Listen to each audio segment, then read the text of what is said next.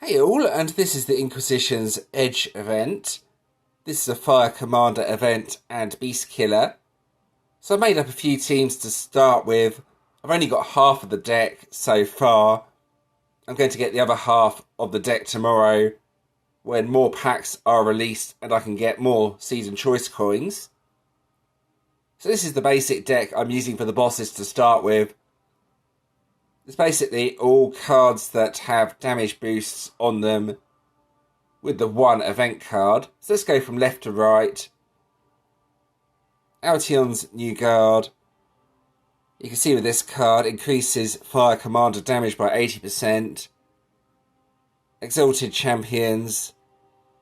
This one gives 100%. Irradiating Fae. This is 50%, plus it also removes a debuff and a buff from the enemy. Knight Commander Grask, again, increases Fire Commander damage by 80%. This card will probably be swapped out later on though. I may put 2 event cards in the deck. So be Faceless and the Ultimate Form. I will test things out when I get the Ultimate Form tomorrow. Then Faceless, all the damage is basically relying on this card.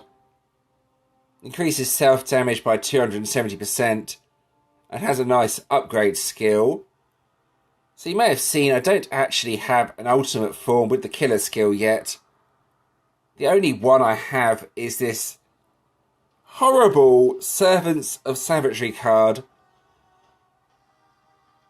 The reason this card is so horrible is because it's part of the Rainbow deck. I absolutely hate the Rainbow deck. Yeah, so I decided just not to use this at all. It's okay for the Crusade, but I'm not using the battle skill. And for the Crusade as well, Steel Force really is incredibly useful if you have this card. The main reason it's so useful is because of its battle skill. Unleashes a copy of this hero's strongest attack this battle, targeting one enemy. So on the bosses in the Crusade, it will just insta-kill them most of the time. That's why it's so useful. So let's go back to the first team now. I'll show you what relics I'm using. Now I only just about have the relics to break the 7 shields, so that's why my relics are like this. It's not a turn 0 deck, so you may need to experiment with the relics. I have one that's off colour as well, but you can see this one breaks 2 shields, then 1, 1 and 1 for these 3 relics, then another 2 for the end one. This is the best I can do, unfortunately. Otherwise, I would be leaving shields on the board, but I've not tried ultimates yet. I don't think they're going to be that bad, but I'll find out tomorrow. I'm not starting ultimates until tomorrow, as I really need a full deck to be able to do decent damage. Then for the Crusade team, just slightly different relics, more focused on power than getting rid of shields, since there's no shields in the Crusade. So 2 raised staff, then 3 General Fire Commander relics. There we go.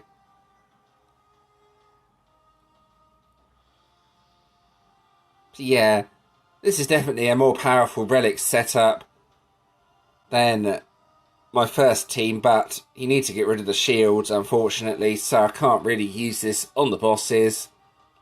Then finally, an experimental deck. The idea behind this one is I put Culinary Kings on the team to try and get more power gems. I will experiment with this again once I get a full deck, but I think this may be pretty effective if I replace this card here with the Ultimate Form. We have 3 damage boosting cards, 1 massive power gem spawner, then the Ultimate Form to do all the damage. We'll see just how effective that is tomorrow once I have the deck, of course. Okay, so that's the teams I will be using for the event. I'm going to show you what I got from the first 3 tiers of the vault now. This isn't pretty, so be warned.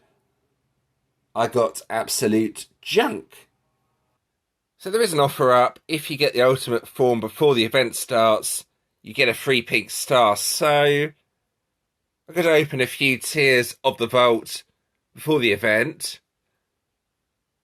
Going to see if I can get lucky and get one of the cards. If I do that, I can get the other card with season choice coins. So here we go.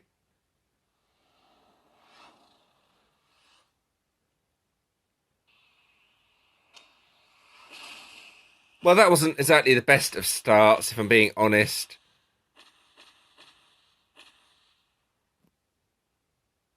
Let's try tier 2 and see if this is any better. Probably not, but it's worth a try. I will get 3 tiers. If I don't get anything, then I don't get anything, but it's worth a try, I think. Again, absolute garbage. So this is the final tier I'm trying.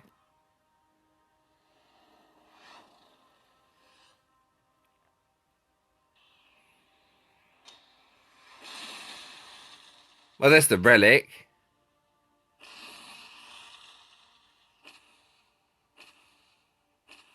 Look at this junk.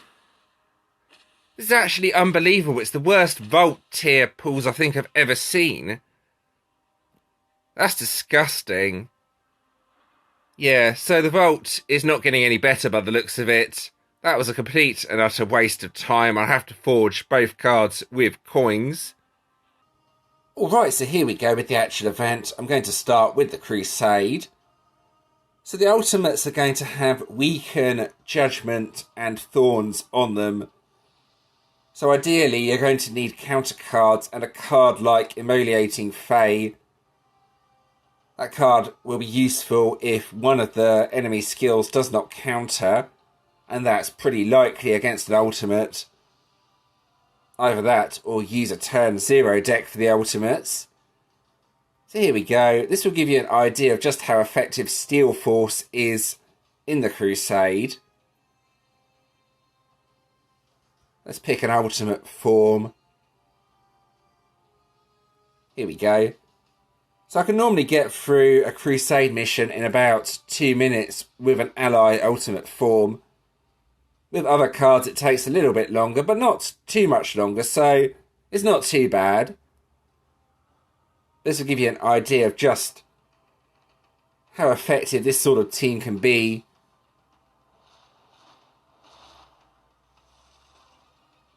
So for the first wave, or any normal enemies, use all the battle skills. Well, apart from the Servants of Savagery annoying rainbow skill. And then just match the biggest power gems. That will get through the normal enemies with no problem.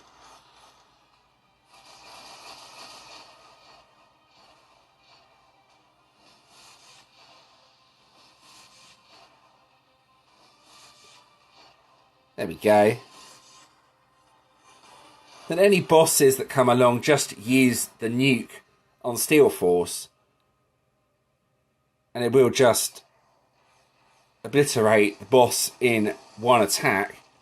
It's a really quick way for Crusade, and Crusade may end up more effective than Ultimates this time around. I don't know. It's hard to say. It may well just be a Crusade Guild Boss focused event rather than an Ultimate focused event like the last one was. Weaken really is an absolute pain.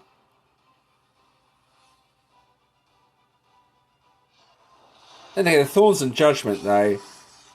Weaken should remove every turn if you use Immolating Fae. Just trying to think about it now. Since Judgment and Thorns are both enemy buffs. Right, so we've not had any bosses yet. Oh, here we go, is the first boss. So now the boss should die instantly. There we go. The 5th boss may also die instantly, or should I say the wave 5 boss. No, as I don't have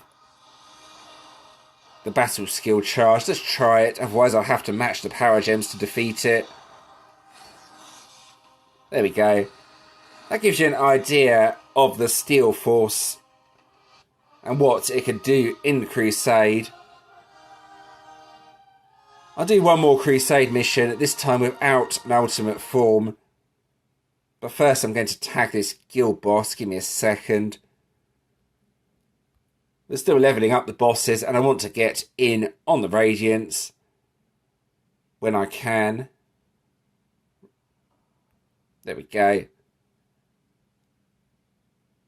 Yeah, guild bosses are definitely harder than solo bosses, mainly because of weaken, so I highly recommend irradiating Fae, even if you have a weaken counter, as counters don't always work.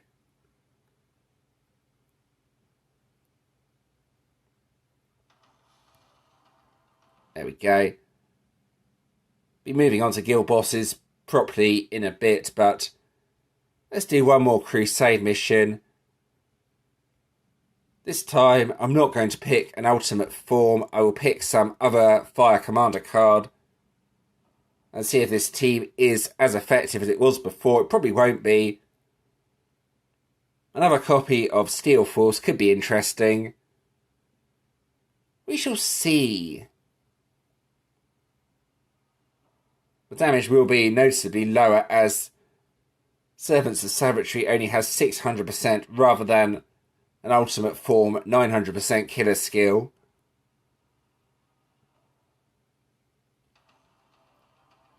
But yeah, all Fire Commander events in the future, the Crusade will very much focus on having Steel Force on the team if you want to get through the missions nice and fast.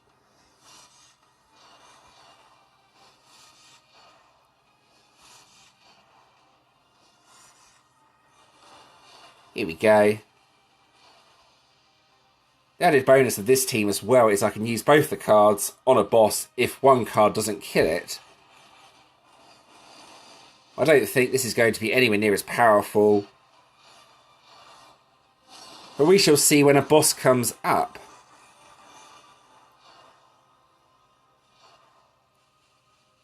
For the normal enemies though, it's still just flying through them. Look at that damage. That's probably enough to kill a boss as well. We'll see. Hoping a boss comes up. Yes, there we go. So yeah, you need both the cards now. It's noticeably weaker, but not that much weaker in all fairness. Let's just try again. Again, yeah, you need both the cards now, but it's more effective than I was expecting. So even with this horrible Rainbow Servants of Savagery card, I can still get through the waves without an ally ultimate form. It's a lot weaker now on the final boss, but this should hopefully kill it. Yeah, that's good damage. That's really good damage. No problems. That's still pretty quickly. So if I run out of ally ultimate forms, I can still progress reasonably quickly with the Crusade.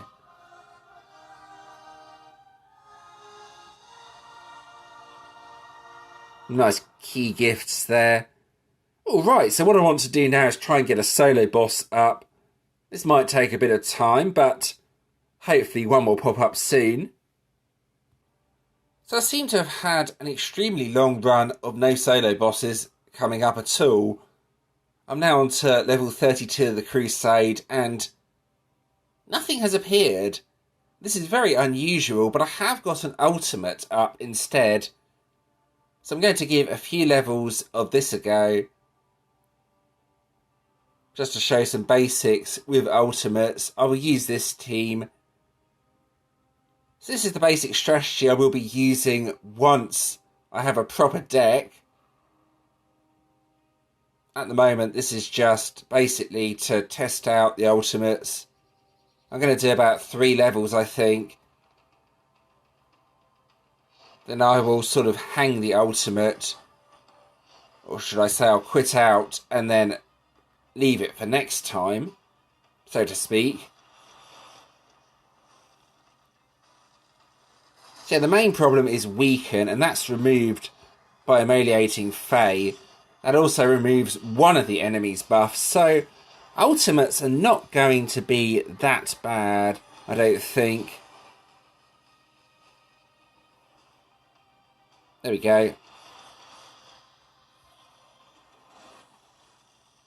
However, a turn 0 deck is preferred on these. What I mean by that is all your battle skills fully charged on the very first turn, so you can go straight in. But yeah, Emoliating Fae is very, very useful for ultimates. Gets rid of annoying weaken.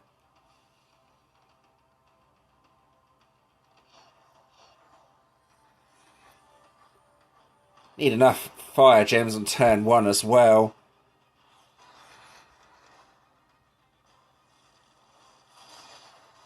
Yeah, if you don't have weaken counted, you probably saw there, but I couldn't use the first card. Or should I say it blocked the first card. So I'm probably going to change the order of the cards so Emoliating Fae is used first.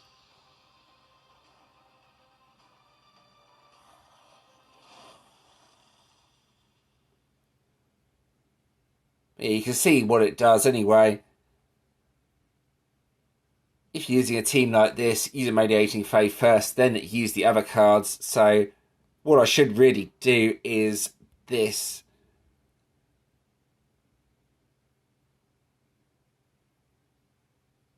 There you go, swap it around, so that's in position 1.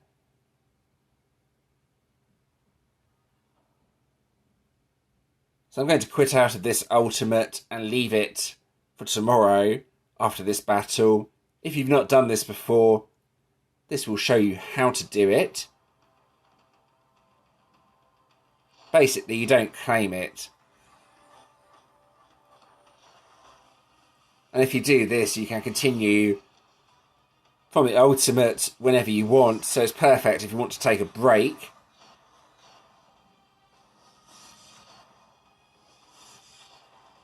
There we go. And then at this point, as soon as the attack hits, just hit pause and quit the battle.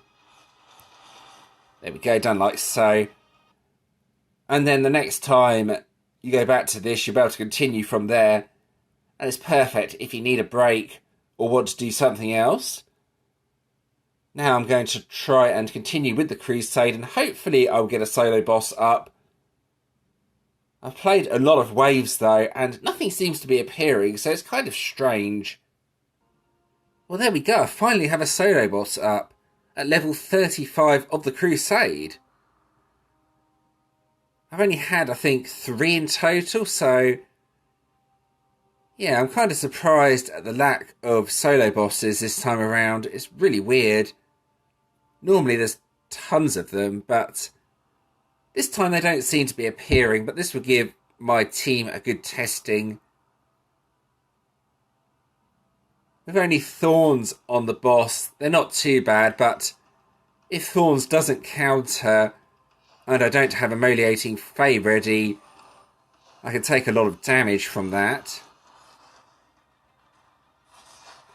Thorns normally dispels though, so that's always good. That's actually quite a good starting grid as well. Let's see what the damage is like. Hopefully that'll go up a bit. Our damage wasn't as high as I was expecting on the first hit. That's just a case of waiting for all the battle skills to be ready again. If I do die though, I do have a revive skill. And the revive does actually increase the damage, so Thorns is not necessarily a bad thing.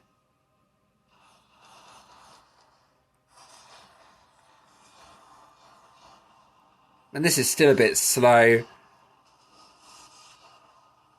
After tomorrow, once I get the full deck though, this will be a lot better, a lot easier. I should fly through these Radiants with no problems. Well, I'm hoping so anyway.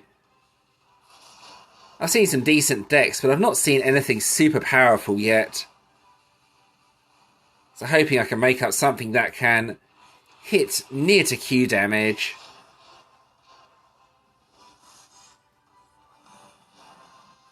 We will see tomorrow though. Can't do much today. Let's see if I can get a decent hit off on the boss.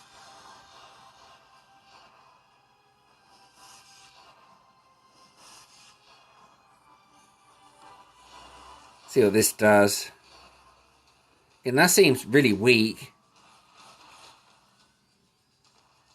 I feel it should be doing more damage than it's actually dealing.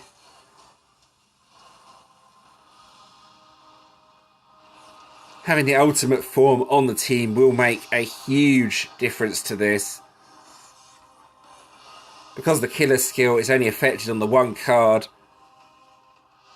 you can see how low the damage numbers are. I refuse point blank to use that rainbow deck. Even though I have it, I refuse to use it, and this, don't know what to match here. I'm running out of time, but that's a reasonable hit. So one more semi-decent hit will finish off the boss.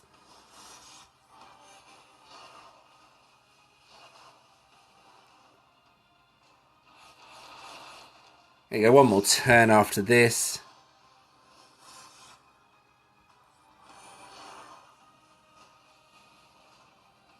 And we should be done. The solo boss that took a long time to appear. I think it's the longest run I've ever had without a solo boss. Not that I really want too many solo bosses early on as they take ages. It's just weird that they don't appear. They normally constantly appear over and over. But there we go, I've defeated it anyway. Not too difficult. Takes a bit of time, but this team will get there in the end. There we go. Alright, so let's move on to guild bosses. Guild bosses are kind of similar to the ultimates, except one less skill on them. Again, Emoliating Fae is really useful. This team won't be strong enough for the Radiant boss, but I can give the Carillion boss a go. Just show you my basic strategy for them. Again, this will be a lot more powerful when I have a full deck. And I can't do that until tomorrow, as I need the season choice coins from the packs.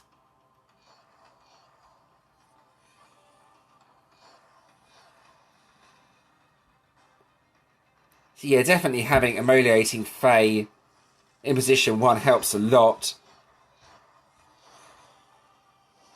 Use that card first to get rid of Weaken. You can also leave one shield up. I've seen quite a few players do this, and sometimes you get better gems on the grid if you do that.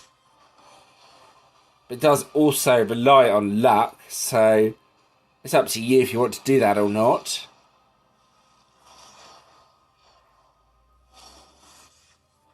There we go.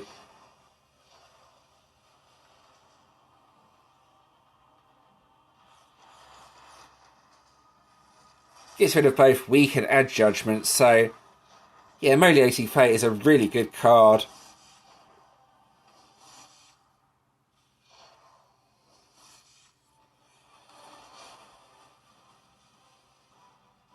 See how much this does. It's not bad damage. It's not exactly good. All the damage is in the Faceless card, since the other cards don't benefit from the killer skill yet. That was my aim with this deck, just to get Faceless to do as much damage as possible.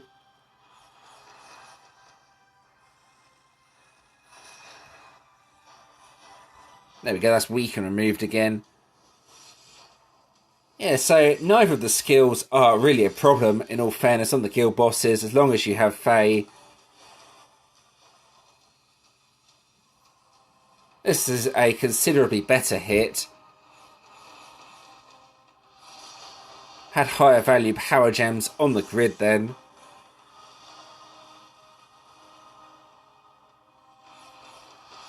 But the team as it is now is still way too slow for guild bosses.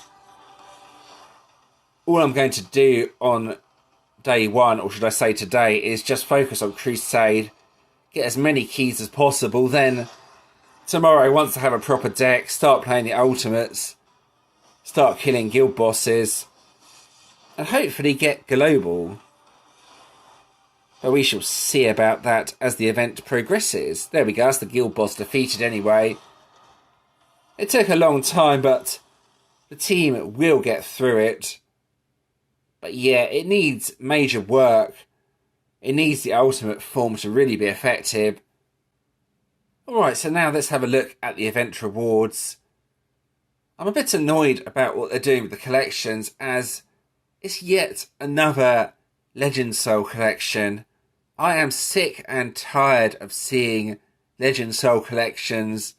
These completely useless legends. Absolute junk.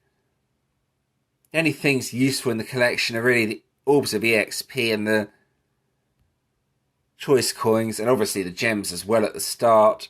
But yeah, I don't know why they can't put a decent collection up. We keep getting these junk ones that have no use whatsoever. Not helpful. But what is it this time? Is it a Dragoon or Warden? Let's find out. Okay, it's a Warden. Earth Warden with Blind. So, yeah, I've never really seen that much effectiveness of Blind. Maybe, if really strong, the Warden might be effective near the end of a defense, but I don't think it's that good. There's so many cards that remove or counter it now. But it is what it is. You may want to use it. That's entirely up to you. So before I get the actual event deck, let's have a proper look at it. One other option I have not mentioned yet. To use the Visions of the Void deck with the event deck. This deck could be potentially useful as it gives a massive boost to Beast Killer cards. Since this deck is Beast Killer, you could try that and see what sort of damage you deal. You can also use Awakened Dream Guardian as it has a similar skill, or preferably both of those cards with 3 event cards. If you're struggling for ideas, give that a go and see what sort of damage it deals.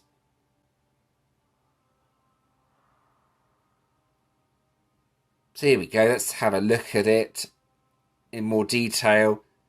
The ultimate form, Heretic Hunters, converts all non-firepower gems to firepower gems, then upgrades all firepower gems by 2 ranks, then creates 14 firepower gem level 7s, then increases its own damage. So that's a lot of skills.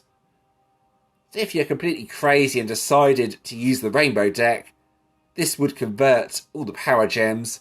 Not that I recommend doing that. And if you were only going to go for one of the 2 cards, I highly recommend getting Faceless out of the 2 cards for the convert and upgrade skill plus the massive damage boost on the card. The other card does not seem anywhere near as effective, if I'm being honest. There we go, just creates power gems. Well, I want to get that card and get the ultimate form. You can probably see here I have 35 coins, so I need to buy 3 more tiers of a pack, and a new pack is released tomorrow, so I'll go ahead and do that, then get the ultimate form for this deck. And there we go, that about covers this video. I hope that was helpful. As always, if you do have any questions or suggestions regarding this, please let me know in the comments and I'll do my best to help. If you did enjoy this video, subscribing to the channel and leaving a like is always appreciated. Thank you to those that have already subscribed, and thanks for watching.